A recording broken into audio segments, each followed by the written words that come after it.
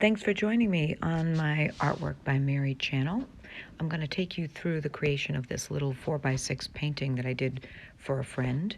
You can see my setup here. I was actually working in the lobby of a hospital, visiting a friend who was having a procedure done, many hours to kill.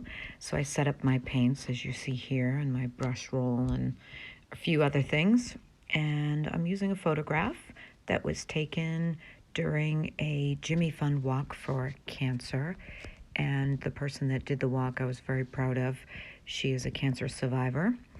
So this was my tribute to her. These are my paints, and I use M. Graham. I just love them. They are, stay in a nice texture. They're not dry. I start out with a drawing every time. You can see that I'm just sort of isolating the figures first to get that out of the way, and then dropping in some of the details of the background. I usually just start drawing and or painting wherever I'm interested in first, because I'm using gouache, and as I've mentioned on this channel before, gouache is different than watercolor. You can layer it, and you don't have to worry about starting from light to dark or any of those pesky rules. You can kind of just go all over the place. You can see I've started here with my initial background wash, and I'm just trying to isolate the figures a little bit, and I'm trying to be as loose as possible with the background. I think it's important to have those kind of washy details stay looking loose, otherwise it tightens up and ends up looking too much like a photograph. So you can see where I've let the water kind of do its thing. I also don't worry about the muddiness of the colors at this point, because I can always go back over them if I don't like them. You can see here I use some paper towel to texture the background. And I'm starting to lay in some bright colors just to get an idea of what should be dull, what should be bright. That's a poster on the right-hand side in yellow. And you can see how loose I've done the foliage up in the upper right-hand corner that we're zooming in on now. So don't want to get too particular. For some reason, I honed in on the blue hat on the main figure that I was focusing on. And I just, as I say, always start with something that's interesting to me. So I started with that hat and kind of worked my way around. I also began with some flesh tones.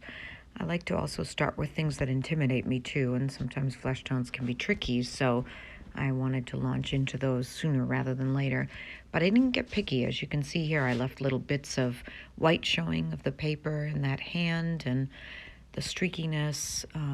Here I'm laying in some shadows, extremely dark shadows, and definitely I know I can tweak the drawing later too as I'm layering on colors, but I start working with some darks so I can get the skin tone the right adjustment to make sure it's not too light against the darks, or vice versa. Here I'm starting to lay in some reds and some bits of color. You can see I'm starting to put in a little bit of details onto some of the posters that are surrounding the figures, some balloons in the background, some other figures.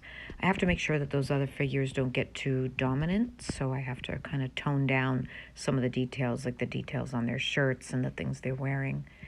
And I'm just putting in some of the background on shadows going in, and this will give you an idea of how tiny this painting is.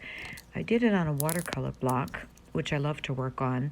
There's some downfalls to it, and that's what you're seeing here, where you have to cut it apart from the block, and that can be a little nerve-wracking, because if you hold the knife the wrong way, you can slice right through your painting, and I certainly have done this. But the plus side, while you're working on it, it doesn't matter how wet you get the paper, it won't buckle on you because it's glued on all four sides with just a little opening, as you see right here, where it's not glued. And it gives you a nice flat painting when you're done. I also spray the painting too with Krylon Crystal Clear, and that sort of solidifies it, and it won't go back to curling and buckling. Thanks again for joining me on Artwork by Mary. Please like and subscribe. Appreciate you coming by. Thanks.